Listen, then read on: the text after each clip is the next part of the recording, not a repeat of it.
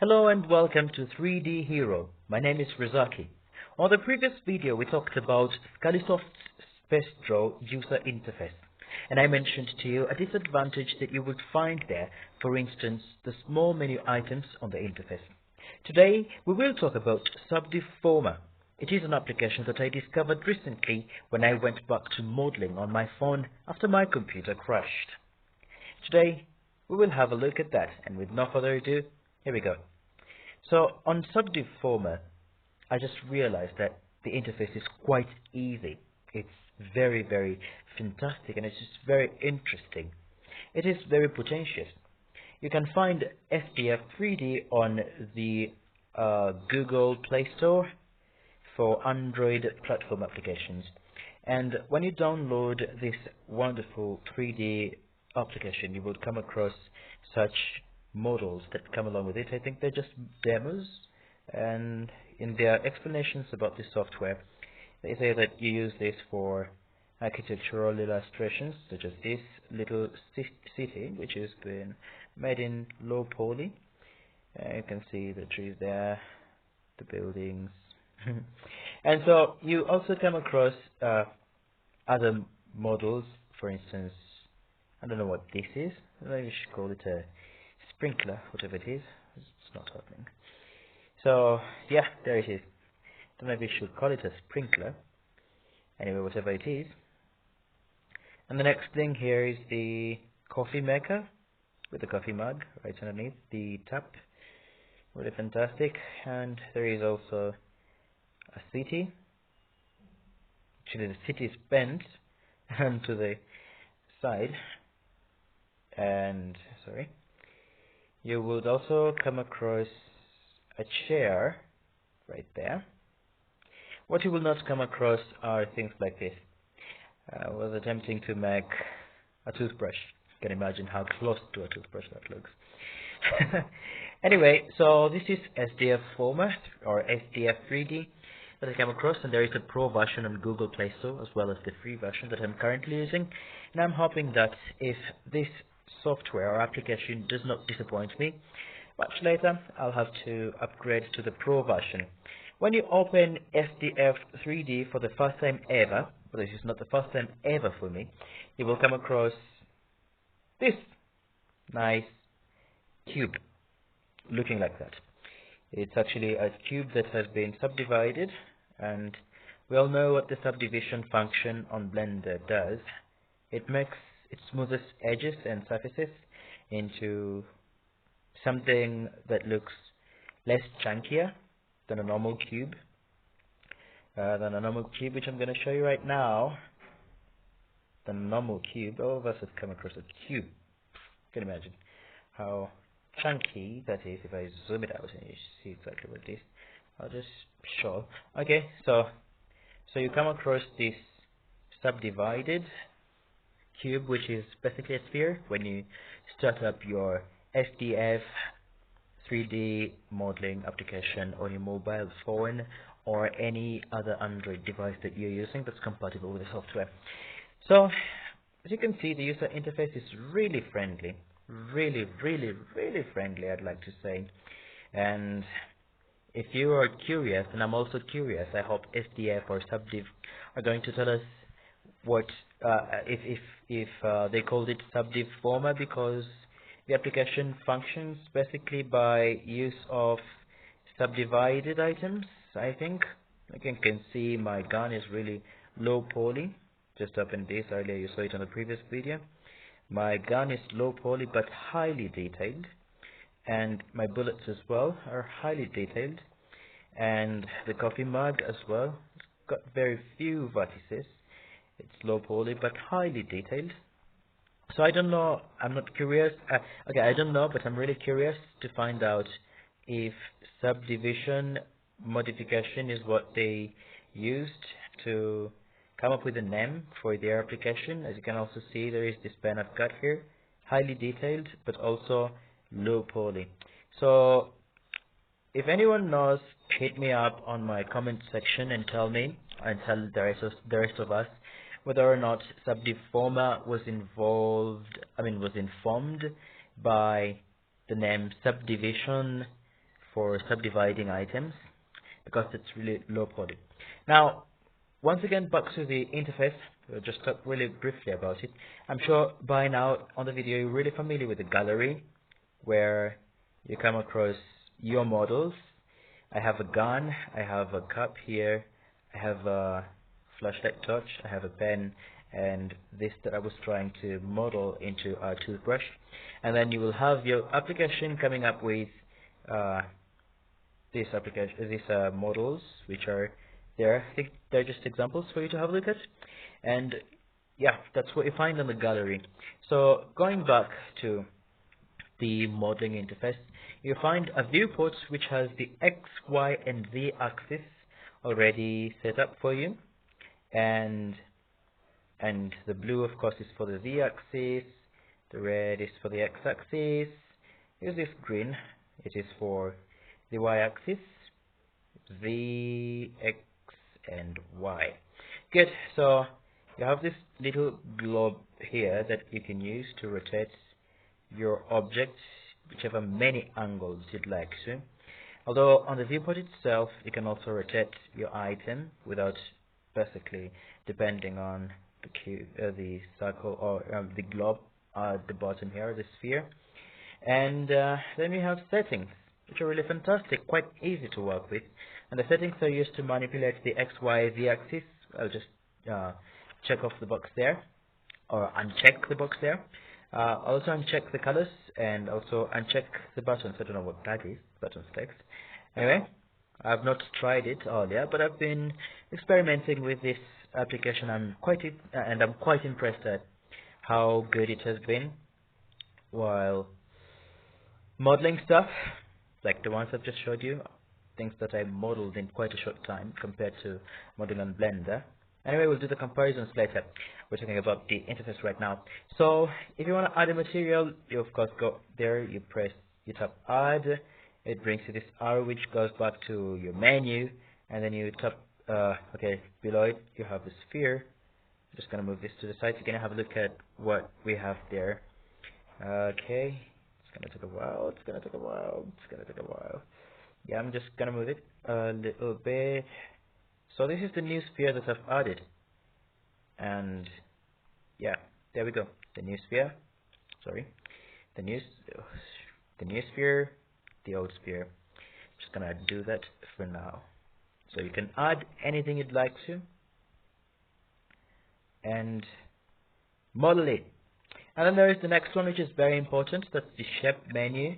On the shape menu, of course, it also has the back key as the add menu has got, and the rest of this menus also have that. So on the shape, you'd have extrude. I'm just going to extrude a little bit, so you can see that it actually extrudes. Even Space Draw extrudes, although Space Draw has got its many items really hidden quite far. I mean, they're in each other, if that really makes sense. Hidden behind each other like a bunch of directories on your computer, and you have to really know where it is for you to come across it. But as you can see, when you go to shape here, you've got the menu where you can extrude. You can also intrude. You can subdivide. I'm just gonna rotate it a little bit. You can subdivide, and you can see what's happened there. I'm just gonna select another face so that you can see what exactly subdivide does. So I'm gonna select the bottom. So you can subdivide. You can also bevel, although I've not really experimented with it. So let's see what beveling does. I hope it just does the same thing as carpenters would bevel things, or how you bevel things on Blender. So you bevel. Actually, it does something really different. I expected that to happen. Let's just undo. It's not smoothing the corner, instead it's making it chunkier. Let's bevel another surface and see. Okay, interesting. So you can bevel. You can add a bump. I've not experimented with that really. Oh yeah, the bump really actually just adds a bump. It looks like a speed bump on the road, which is really interesting. I've not split anything, so let's see what happens. Oh, the faces do not form a loop, and that's why it does not split it. So we're just going to, I'm just going to go back a little bit and undo so we can have our little sphere, lovely sphere right back. I'm just gonna do a little bit and go back to shape, select two faces and select strip and split. It's actually done something I never expected, but something that I would really like to have it split it. Let's see what happens when you split something. So I'm just gonna select here, select region. Okay, as long as it's been split. That I will experiment with later. Well, the most prevalent menu items for me to use are just add, and I've added a sphere. I've shaped by extruding, intruding, and subdividing, and I've transformed. So just like any other modeling software that you can come across, actually strip did something very interesting. Let me just go to the settings. Let's talk a bit about the settings. So when you go to the settings, you can remove the checker on the box for X, Y, and Z axis. And what it does is that when you check that, when you remove this checker here, it'll get rid of the X, Y, and Z indicators. And so I can see what split did here was to draw another line, another edge. It formed another edge entirely around the object. So I'm just going to redo that so that you can see. So you can see it does not have that edge in the middle, but then when you redo, it has that edge in the middle. So it does not split the model as I expected, that we're going to have two pieces or two objects, but it brings this edge there, as you can see. Undo, it's gone. Redo, functions returned. So we have transform, things like transform here, which are, you can, first of all, you can move things, but you have to select the axis. And this is an important advantage that this application has over space draw, because when you move something here, you're sure that you're moving along a certain axis. I just realized that I have a circle, or I have a sphere that is in there. Anyway, it's okay. I can continue hanging around in there. So you can see you can select any axis along which you want to move. And actually you can move it along the X and Y and Z. And now we're moving on the Z axis. So that's what transform does. When you move, you can go to the rotate function. I'm just going to select the entire object and rotate it around on the X axis. You can see rotating it on the X, rotating it on the Y. There we go. You can also rotate it on the Z axis. On the Z axis. So the normal, I do not know what normals does still. The transform feature, but that's it. Okay, you can also scale. I've not scaled it. Okay, you can also scale on the X-axis. Yeah, you can scale on the X-axis. You can scale on the Y-axis. You can scale on the Z-axis. And you can scale all. You can scale all. There goes. So that's the transform function. You can align. I've not really aligned anything so far. Interesting. Don't know what that is. Actually, everything has been aligned, and now our object has been flattened out. Okay, so you can align, and I mean it's all a matter of creativity. You do whatever you want to do with it. So the transform feature has got the move, rotate, scale, and align functions, all of them working along the X, Y, and Z axis, locking them all and moving them all. Now there is the local menu, which has got some very interesting features. We can try by the obvious one. I'm calling it the obvious one because I've been using it a whole lot. That's the delete function. So with that first selected, I delete. I do have a hole right there. I'll just undo. So there we go. And I'll select that first and delete, and it's gone. It actually feels awesome. Collapse. Let's try and collapse and see what happens. I do not know why my version of SDF Former is not really working well with these other functions that I'm yet to find out. But the bridge function, it works like, I checked on a video online, actually it was on Google Play Store. When I was looking at SDF demo video on YouTube through Google Play Store before I decided to download this software on my phone, and I saw that the bridge function works like the one on Blender. It basically would merge a section. So I'm just going to delete first of all that face, and I'll select this entire object and move it aside. Okay, move along the y-axis just to get it separated from yeah, there, right there. So how the merge function works is when I would select an entire ring of edges, it will be bridged. They would all be bridged just like it would have happened in Blender, although the application, the operation is not running. So I do not know if that's a premium function or not, but I'll find out. The only thing that's working is delete. Collapse is not working. Merge and bridge also are not working.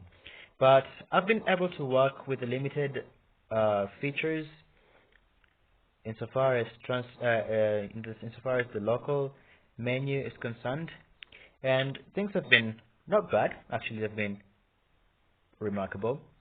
For instance, when I was modeling this gun, I never used the bridge, I never used the merge, and the collapse I never did. I only used the delete function once when I tried to form so many bullets at the same time, and I had to delete them because I just realized that I had to model one of them at a time and copy and paste. Speaking of copying and pasting, let's go to the menu area on the right hand side of the screen. So select the entire. So there is show all. Show all. I do not know if that really would function the same way as I would describe it, but my observation is that when I say show all, it brings us to the default view, which has got the 3-point perspective view of the object. Once again, we're going to do that. Let's say we zoom in and we've lost our axis, we've lost our directions. And so say show all, it goes back to where it is supposed to be by default. I'll just activate the axis guides in order for us to have a look at it more clearly. And before we go back again to that, you will see that we have the Z, which is the flat plane. We have the X, which is the green plane. Yeah, the green plane. And we have the X, which is the red plane. And so marking that in terms of their positions and knowing where they are, and we just zoom in our item to an extent that we've lost direction of what exactly is going on, and to say show all, it brings us back to where the object is. Also, sometimes when you're working on a material, on an object rather, and you might end up losing it from the viewport and you look stranded, just tap show all, and it comes back to the object's default view in the viewport. And so there is full screen. I don't know what that is. Oh yeah, full screen loses all our controls. I'm just gonna tap back. Ooh. Okay. So that was really surprising. Yeah, full screen turns it full screen. I don't want that. I do not want that at all. So, because it actually requires me to exit, I think with a little more practice, I'll be able to manipulate the full screen version and disengage it without having to exit the application. Then we have the undo and redo functions. You saw them earlier. Undo and redo functions. You saw them earlier. We have another function which is very important, that is copy. So I can copy that entire object, and before that I'll just select it all. So I copy. So I'll copy. I'll go to transform and move along the y-axis. Right there. I prefer having it on this side rather than this side. I don't know why. I don't know. Okay, so then I would paste, and when I paste it, it just gets pasted again, and I can deselect that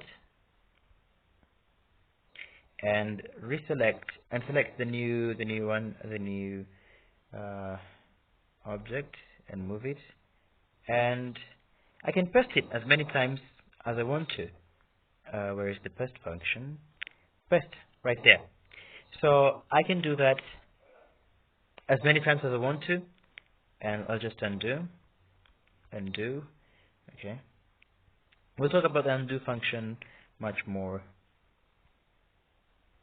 in a little while as I show you what I did with the bullets here. So here are the bullets. I have 5 of them. Are they really 5? Okay, there are 6 actually. I have 6 bullets here, but I only modeled one, and then I copied and I pasted the others along the same axis, and that's how I managed to have 6 bullets after modeling only one. So yeah, let's talk about the next function here, which is increase. So first, to have that function working for us and be very observable, just going to extrude a little bit, and then we will tap our wonderful show all button and deselect that face there, so that we can have a look at what increase really does. Now what increase does, it increases the number of faces you've selected. For instance, if I select that one face and tap increase, it increases and increases the number of selected faces and increases the number of selected faces, and you see we only have one left, and still increases the number of selected faces. I wish that, like Blender and SpaceDraw, I could undo just one step of selection, but unfortunately I can't, and I hope SDF will work on that in the next upgrade of the application. However, this is a very good application so far. I like it. I like it so much. Now there is the reverse function. You realize that I've selected one face up here, and if I say reverse, it changes between the faces which have been selected and the faces which have not been selected. So I will select one face, 2 faces. I'll select those 2 faces, and I'll reverse. So when I reverse, it selects the ones that I had not selected and deselects the ones that I had selected. Additionally, it can also reverse back to where it was initially. So I'll deselect those ones and go to strip. Now strip only Now the strip functions selects what in Blender is called an edge loop. It's not called an edge loop. It's okay. It would engage a function like the loop function, and you can select it. You can select your a loop of your faces on your object in 2 directions, vertically and horizontally. So let's start with horizontally. So I'll select 2 for it to have that strip selection, have 2 of them. Strip, and when you rotate it around, the entire horizontal strip has been selected. So I will again deselect all of them in order to have us engaging the the vertical loop selection option. And so here we go. So we'll select 1, 2, and tap strip. It will select all the faces found in the horizontal. Now something that we all have to remember here and pay so much attention to is that if I subdivide this area, something is going to happen, and let me show you what's going to happen here just by deselecting. I will not be able, let's see. Okay, the strip selection will still function here, but say if I select, say, this face and subdivide, I think still it will function. Let's see. and select that. Yeah, it still functions, but you would realize that if I select one face here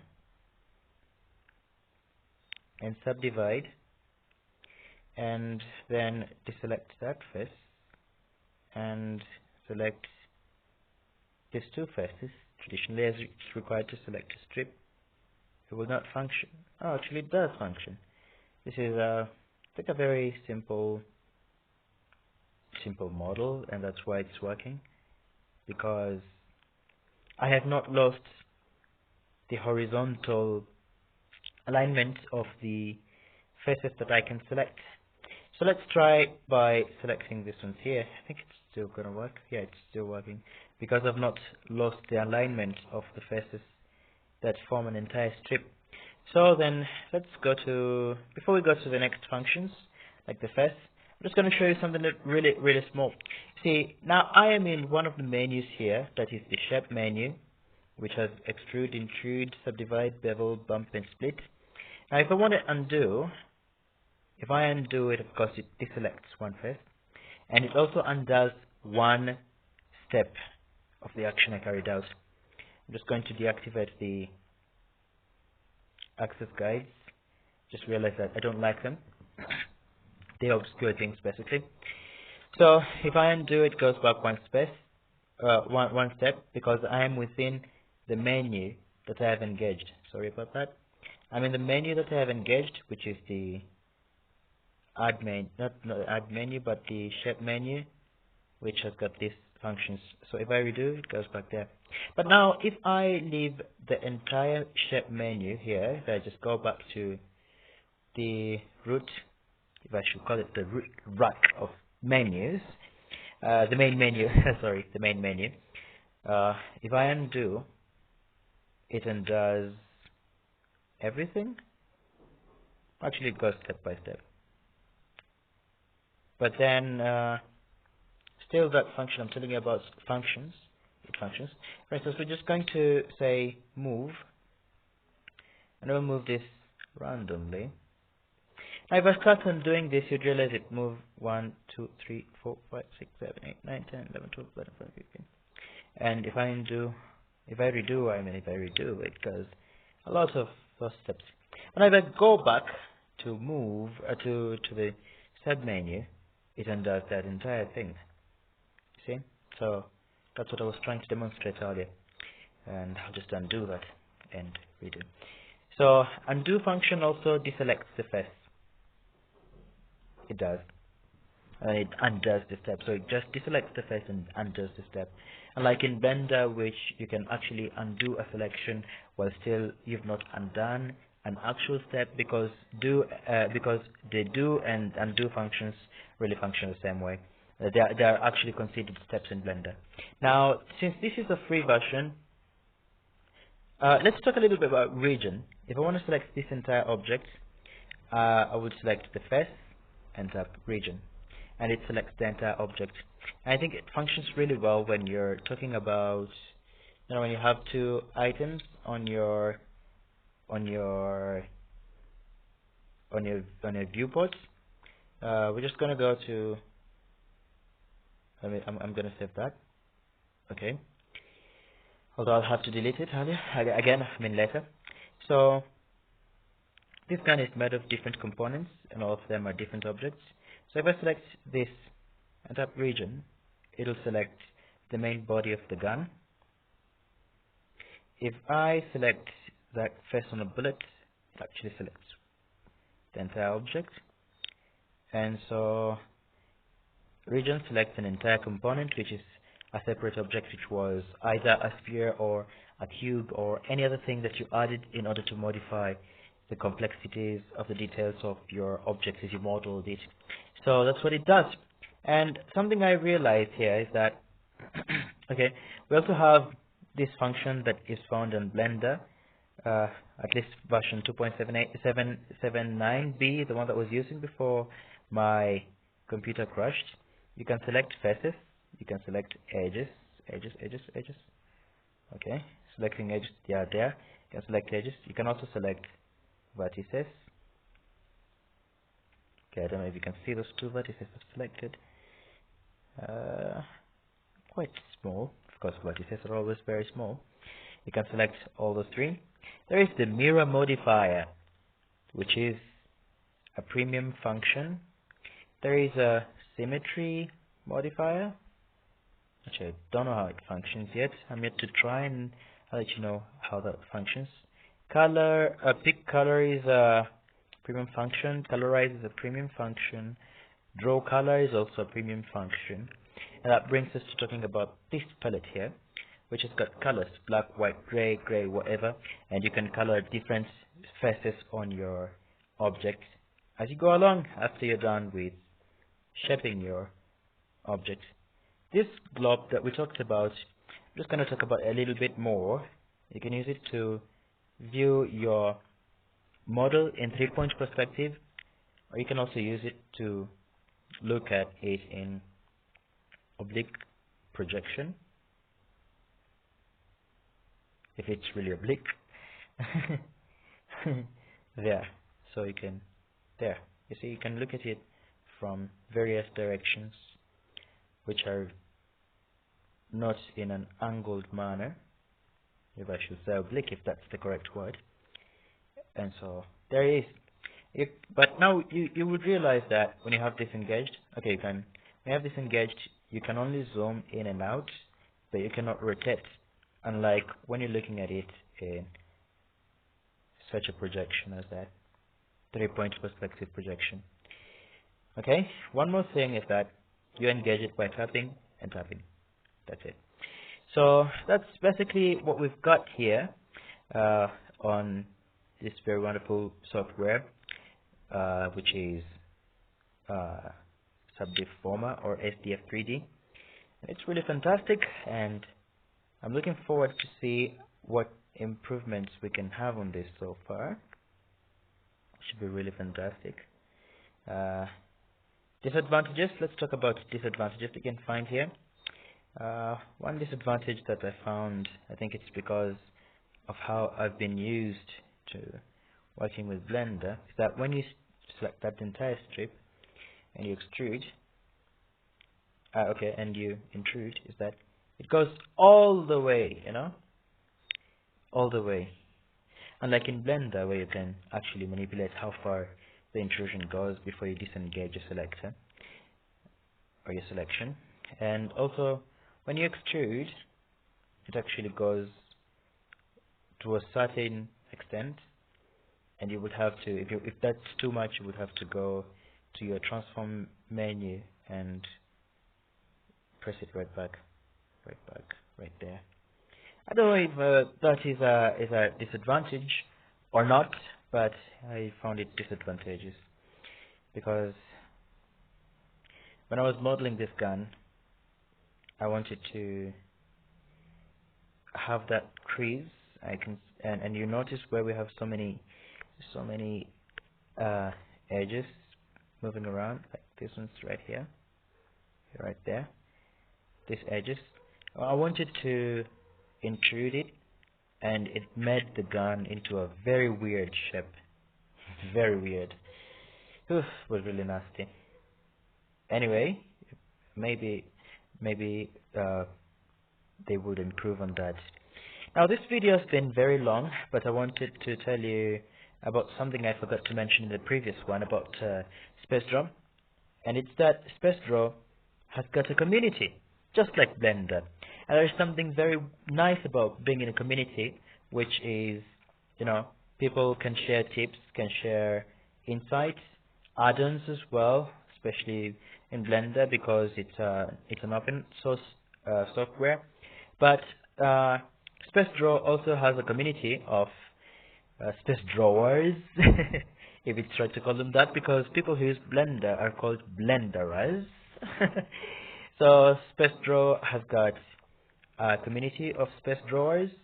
I've not seen a community of SDF 3D users, but it's a very good software because of the options it gives and the potential that it has, which is really awesome. And I think maybe later they will be able to give us a community, or we ourselves would make a community. Okay, so right here I'm just trying to look at some functions that are premium functions, and I just want to see how far it goes if I can export an item. So before that, let's just look at what happens in the gallery. It was the first thing we looked at before we went into the application, but we never really interacted with it so much. So this door takes us to a directory. We can select a file that we want to open.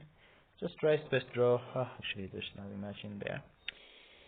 Okay, so we go back. So the door takes us to a directory of our files where we've stored them.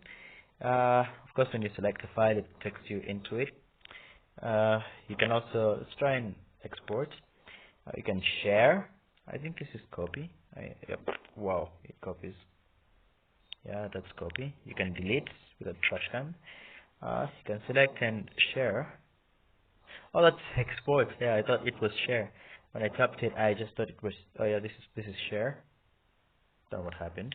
Oh, you can share on WhatsApp. You can share on Message. You can share on Insta, Feed, Stories, YouTube, Gmail, all those sharing functions. That, yeah, to your liking. You can export with this symbol here. STL, which is stereolithography. Let's see if I can export. Actually, it's a premium function, so I don't know how it works because I have not worked with it before. But you can export it in OBJ, DE, whatever it is. I am very familiar with OBJ because I've been working with it on Blender. I do not know if you can import things on this software, but I think this directory would help quite a lot. Yeah, it would. I just think it would. I'm not sure. Maybe it would, maybe it would not. Anyway, that's as much as we've got right here. So this object looks like a tablet. Appeal. And I'm gonna just delete it. And we have come to the end of this video. It's been the longest that we have so far, but I'm really grateful that you've been able to watch until this far. And just remember to like and subscribe and comment. So that I deleted this. Oh yeah, I did. Like, subscribe and comment and follow. And also, I'll be very glad to hear from you. Once again, my name is Razaki and this is 3D Hero. Looking forward to meeting you in the next video where we will be talking about the differences between these two 3D modeling applications in comparison to themselves, to each other and to Blender. So, until the next video, goodbye.